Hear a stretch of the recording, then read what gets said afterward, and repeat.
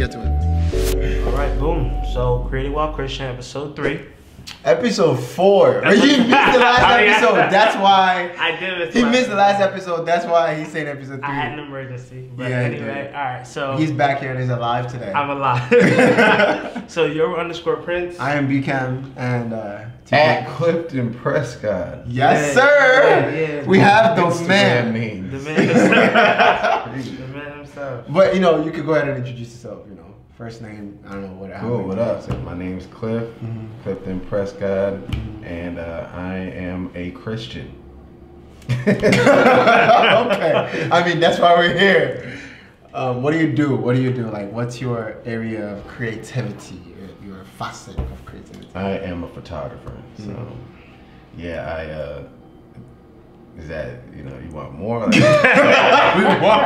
we want I used to call myself a fashion photographer and all that, but then I'm like, yo, like, as I got older and more mature with my walk, I just realized why pigeonhole yourself to just doing or being identified as one thing.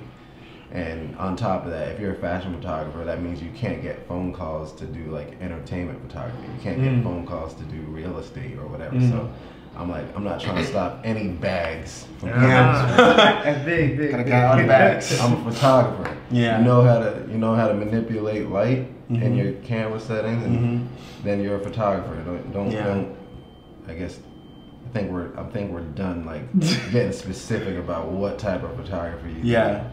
Y'all can see he came ready. He's already advised before we get to the end. It's been a long time coming. Nah, but he's a dope photographer. Yes. Y'all make sure y'all check out his content. He's one of the photographers for Wilding Out. He's a photographer for A Life Campus Ministry as well. So shout out to A Life fam, out there, What up? y'all know what I'm talking about. Retreat's coming up though. All right, cool. Get your tickets. But we can go into this. We could go into let's get into it. So, where did you start? How did you start? Yeah, so my dad was a big tech guy, so anything new that came out, we probably would have it first. Which was a blessing, thank God. Yeah, definitely. Thank God for those years of plenty. Yeah, so in that time, I think it was around, I don't know exactly when digital cameras started coming out, but I remember having a digital camera around 2000, maybe 6 or 7, and we would go. I played soccer my whole life, so we would go to Giants Stadium. Oh yeah. And I had season tickets for Metro Stars and Red Bull games, so whenever they would play or Brazil would come by, Ronaldinho, Barcelona. Oh wow. We'd bring a camera, so that's lit. that was it was a hobby at first, and then I just kept it going while playing soccer, and kept it going while I was in college, and then over time, a hobby turned into hey, you're good at this, you should probably charge people, and then do it. People were asking how much. What's your rate? What's your rate, or how much? Yeah. Being a college kid, we don't. If you don't have, I didn't have a job in college, so it was just I charged however much I needed at the moment. $75. That sounds like a bill. Oh, it is. I was just this is that's about $25 for gas, and then started just trying to do whatever your needs are. But then you realize it's not so much based off what your needs, and then I started doing it based off what my value was. But that's a whole conversation we can get into, because figuring out what your value is and how to price yourself based off of your experience and skill. So before we get that, because I feel that's kind of something you kind of struggled with in a way. I don't know if the word struggle would be there, but I know as a videographer, having to find how to fit my experience to a rate was kind of that for me. But before then, what was it like? So apparently you were going to school and shooting. Yeah. So your parents were they approved of what you were doing in a sense. Were they ever in any way, supportive of you pushing? Yeah, they were definitely supportive of it. That's good. I have photo shoots in my living room, doing photo shoots with models in my living room from 2007. In y'all living room? Yeah, in my family's living room. That's tough. My dad put in a Can't relate. Can't relate in any way. But yeah, that's good. From like 2007 to 2000.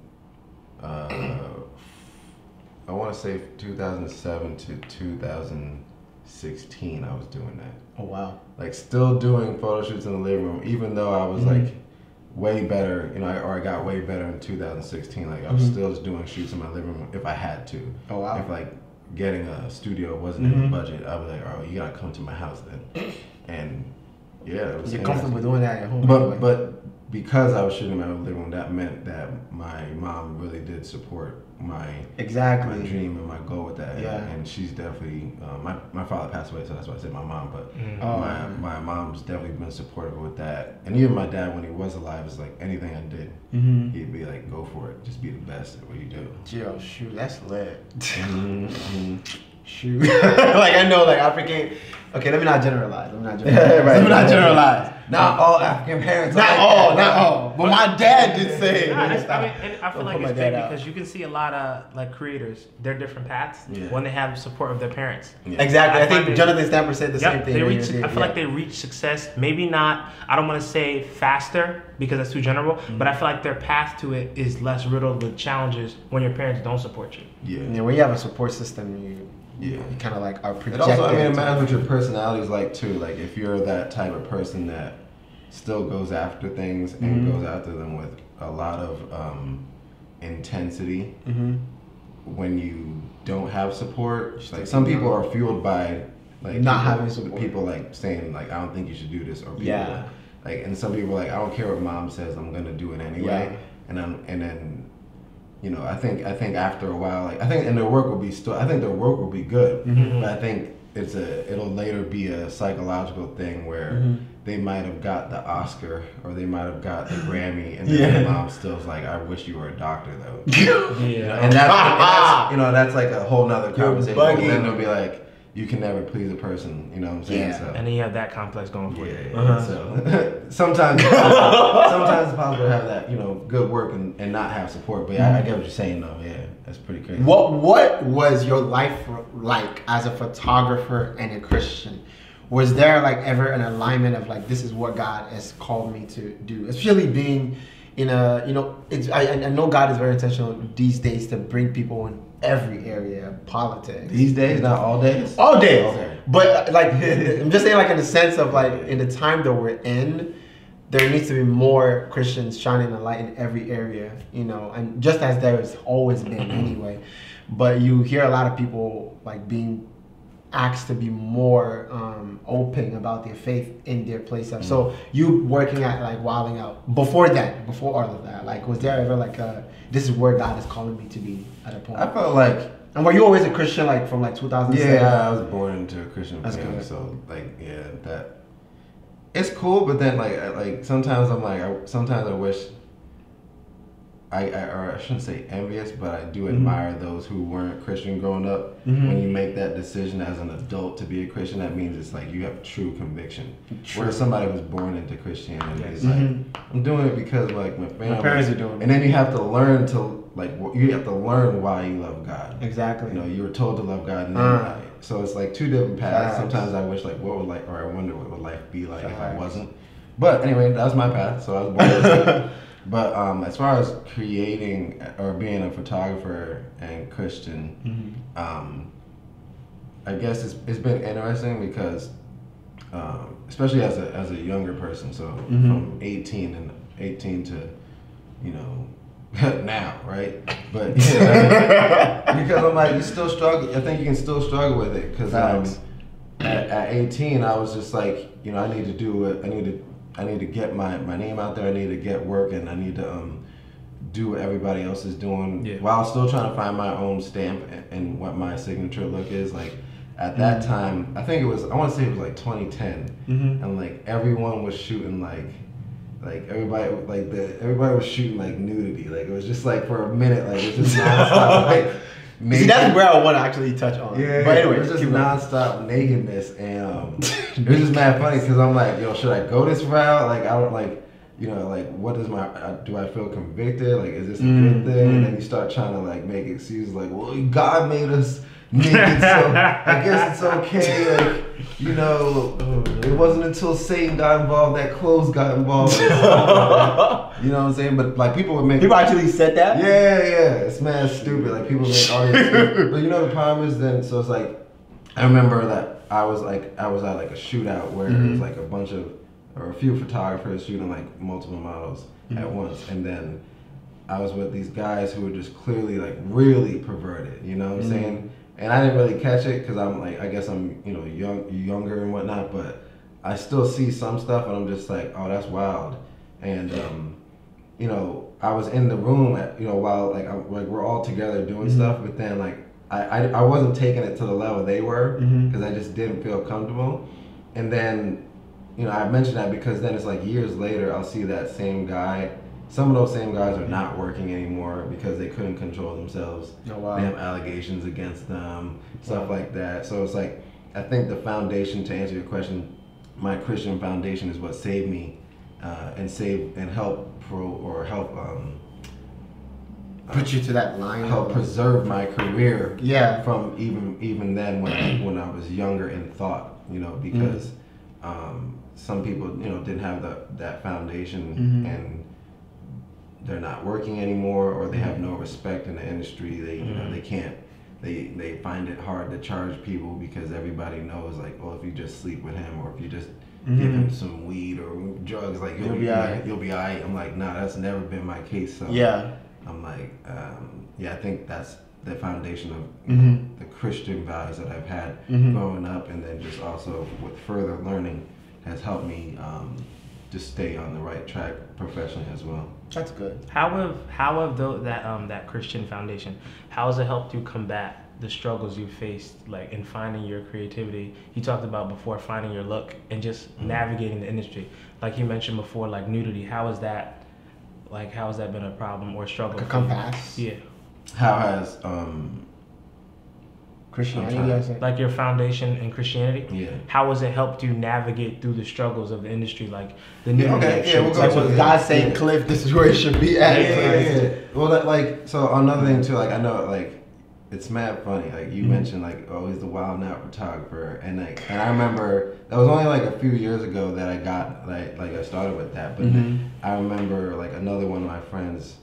She worked with a celebrity, and everybody recognized her as like a celebrity, the celebrity's artist. And she was like, "Well, hold up, like, I'm not just that person's artist. Like, I'm also myself." So yeah, facts. Like, that's good. I find myself like, I'm not separating myself from the Wild Out brand, but I feel like you're more. I don't want to just be known as the Wild Out guy, because I'm like, yo, I'm shooting way more stuff than that right now. Definitely. And I appreciate Wild Out because it actually gave me like a really good platform to have my brand seen, but then also like now I can do other work because they recognize like, okay, he's worked with a whole bunch of celebrities and all that stuff, and you know, people feel when they see that they feel comfortable. They can put you in any environment without being starstruck or something like that. But anyway, to answer the question though, even like let's say whether it's Wild Now or just any other project that I've worked on.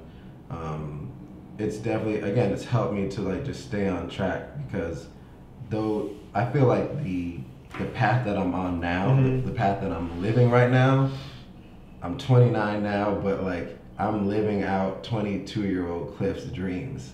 So it's just like I need to constantly, I'm being convicted constantly to conduct myself as a 29-year-old and also conduct myself as a more mature Christian than I was when I was 22. Because it's like, yo, 22-year-old Cliff would have wild out, literally, and had wilding out. Yeah, but 22, 21-year-old Cliff would have tried to wild out and like live on the edge and try to do as much as possible without sinning. But that's still sin, because I probably know I was still sinning. But it's just like, as a 29-year-old, you want to. I realized like, okay, like I'm living out these dreams that I wanted when I was younger. Yeah. So don't you just got to act accordingly and also refer back to your training. And the only way, just like a soldier in war, like or a boxer, like Mike Tyson said, everybody has a plan until you get punched in the face. Soldiers say everybody has a plan until you hear a bullet whiz past your ear. Like like you're that close to dying. So it's just like you have to really refer back to your training when it comes to real life application. And I feel like that comes from reading the Word, being with your brothers and getting together and just having like real chats, you know, having Bible studies and stuff like that. Because the more often you do that, then it's like your words and your actions will start lining up with God, and then you won't really have to think about what to do in certain situations. It just comes natural, you know, to do. But yeah. One question, I think this, and then we're gonna talk about your creative goal, but like,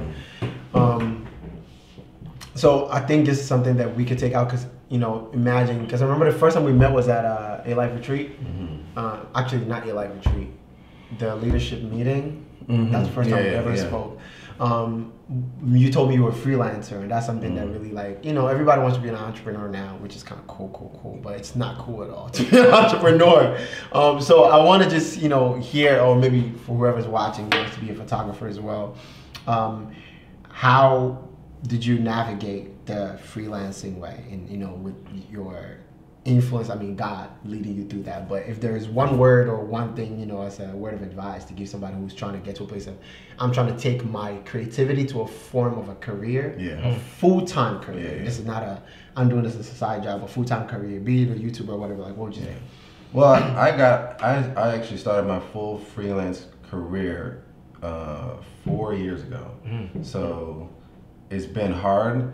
And even in 4 years ago, even though it wasn't that long ago, things were definitely different then. And I feel like it's 2019 now. It's so much easier for people to become their own boss, you know, their own entrepreneurs. But that doesn't necessarily, just because it's easier to become something doesn't mean it's easier to maintain sustain it. You know, so you gotta be careful with that, because I still am making mistakes, but I'm learning like how to like be better with it, you know. Like, tax season just passed, so it's just like, oh, you know, like, were you like, you know, putting things in the books, and were you monitoring your miles, monitoring like everything? You know, you need to, especially like I don't have employers or employees, so it's like when I do get employees and when I start having contractors under me, like you have other people's lives that you're responsible for, so. It's like, it's just so easy. Like you can create an LLC for $120 or something like that, but that doesn't necessarily mean you're gonna do things the right way. So I think the guidance, like, so me becoming that, I used to work, when I graduated college, I was unemployed for like 11 months. That was like a crazy struggle, you know what I'm saying?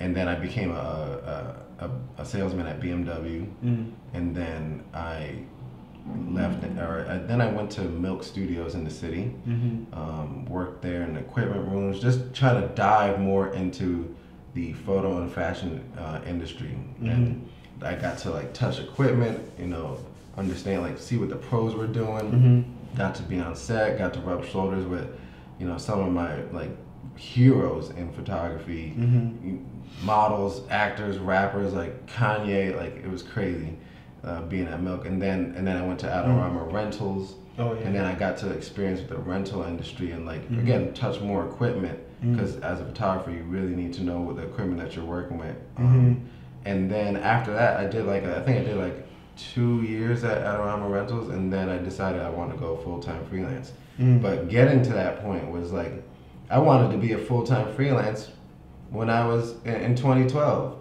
but it took me, you know, until 2016 to get that or something like that. So it's just like the dream won't always come fast. Just like when people say like you get prophesied over, like you're gonna be a pastor. I'm like, they didn't say 25 years later. You know, it might be 6 years later, but then like I realized patience, and I realized I had to like I had to dive into the industry more, and I had to learn some things more. I had to meet certain people, establish network, like truly network, truly, and establish value in myself. Like you can network all you want, but like if you don't have people in your, if people don't know what you bring, then they're gonna know you, but they know of you, but they're not gonna like know you. They're not gonna trust you. They're not gonna call you up. And I feel like I'm finally getting to the point where now people are hitting me up. Because I graduated business marketing, and I do not market myself at all, which is so bad. But I just heard in church recently, like this guy, one of the pastors was saying, he's like, when you're, dang, I don't want to misquote him now, but it was something like to the effect of like, when you have God's favor on your life and when you're really doing things in excellence and you're building in silence, like God will take care of the rest. Like you almost don't even have to market yourself. Fact. And when you keep putting yourself out there, like trying to push yourself on people, like they're like, that's not God. I'm still researching that. Still trying to understand it. I could take his word for it, but I think I do feel like some parts of that make sense. True. And it's been true in my life because I haven't really marketed myself too much. I have, but I'm not like going crazy active with it. But I'm blessed to have my name appear in or come up in conversations where people are then follow through and call me like, "Hey, we talked about you. Like, we want to have you on this next project." But that's good. That right there was from those 4 or 5 years of just networking, doing jobs I didn't want to do. Being like a PA on sets for $100, working a 10-hour day or something like that, stuff like that. I've done a lot. Camera equipment are heavy. And sometimes like even in the the industry, being like somebody's slave for the day. It's not something like I enjoy, but then I realized like I always had in my mind like it's not what I'm doing. Like this is not what I want to do for the rest of my life, but I know that it's going to bring me to where I want to go. So sometimes you have to do a lot of work that you normally wouldn't do. And the young me was like super. I guess maybe I don't know if entitled is the word, but I felt like I had that little spirit in me. And then at the same everybody going like I remember like I went to Milk Studios. I was working at Milk, and they're like, okay, cool. Like today you're gonna wash windows and you're gonna take out the trash in the bathroom every hour. And I was just like, I'm Clifton Prescott. Like, what are you talking about? Like, you crazy. Like, and I did that. It was a humbling experience. And then it made me realize, like, another part about, just a relationship with God. Like, why are you doing this? Like, are you doing this to glorify yourself? And it made me realize, like, God, I feel like God put me in that position to realize, like, it's not about you. And then on top of that, it's why do you want to be a photographer? Like, is it to glorify yourself or to glorify me? Like, use your craft and use your gift to glorify me. So I think to answer your question, it was more like to go back to that question. It was just like I realized photography. It used to be about me getting my name in the billboards all the time. Like I want to get billboards in New York City. I want people to know who I am. I want to be the celebrity photographer. And now I'm just like, I still want those things, but it's not the main drive. And it's like now I'm doing what I love, and I'm thankful to God that I'm able to do it full time, because it's not it hasn't been, and it's not hard.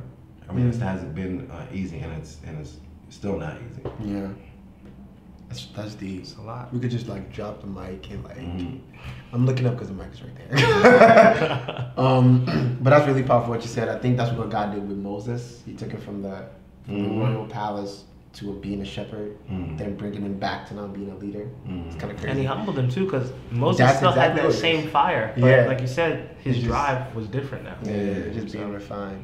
But yeah, man, what's your creative goal in one sentence? Or just what is it that you might think God is, ultimately calling you to do? Or something to say, maybe personal goal. It's kind of crazy though. I mean, I know you said one sentence, but like I feel like one sentence because I remember we kind of touched on that last question, but it's just like I don't even. Sometimes another one of my friends was like, "Yo, don't confuse your gift with your purpose." Yeah, and I was like, I used to be like, "Yo, I'm gonna be a photographer. Like I'm gonna be the best photographer in the world, the youngest to ever do it."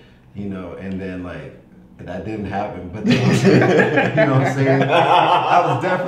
I was a little salty when I forgot his name, but the kid that he's 23, he got the Vogue cover with Beyonce. I was like, that was supposed to be me. What you talking about? But that was the dream back then. But my thing is, I realized that I'm like, who knows if it's even in photography?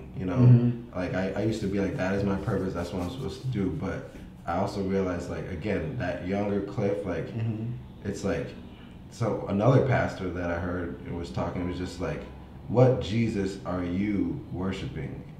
is like the Jesus that you fabricated in your mind? Is that the same Jesus that told you? Like, is the Jesus that you're worshiping the same Jesus that's in the Bible? And it made me think, like, is photography the end goal for me? Like, is that my purpose, or is that the gift that's gonna lead me to my purpose? So I just feel like I'm using, right now, I've switched from being a photographer is who I am to, no, I'm a photographer and it's leading me to my purpose. And I'll figure that out, you know. I'll always be open. Like, the key is to stay open to it, because you can do your gifts so often and so long that like you get your identity in that. And then, like, what happens if they take a camera away? Like, are you a nobody now? God be playing. Like, sometimes my hard drive has a problem. Like, Lord God, just remember that you make me. I could get my stuff back. Because like getting hard drive, like getting your files lost is not a joke. But he just get me back to the place that it's not. It's not about that work at all. It's not about the video. Like, there is a purpose in what you're doing. I literally just spent like $3,000 to get a hard drive fixed. No, y'all hear that? That's crazy. Imagine when your whole it's like your whole life is like one unfinished job on there that I didn't back up, and I had to make sure that it got backed up. Oh no. So, you know, back up your hard drive. If you have a hard drive, back up the multiple times. That's a good ending quote to leave the people with. Back up your hard drive. No gift. The difference between your gift and your purpose. Yeah. I feel like a lot of us misconstrue the two very often. Definitely. But yo, thank you for showing up. We're not shaking his hand. Because he's like, every time like he stays shaking everybody's hand, and the girl is like, do we give her a hug or do we shake her hand? I'm a hand. Thanks for coming. But like yo, I guess we're gonna shake your hand now. So no, thanks for coming. Thank you for coming out. But for real though, you guys just make sure you check out our page if you have any questions. We're not just telling you to check it out just so you can check out content. But if you have any questions, anything you'd like to discuss with us or whatever, hit us up. And also check out his content as well. And if you are in the New Brunswick area and you don't go to A-Life, still come to the retreat we're expecting. But yeah, until then, see you guys in the next video. Peace. Alright, Creating Wild Christian family, I hope you liked the episode we just recorded for you. The link is right there, and where you can see everything else not run it back.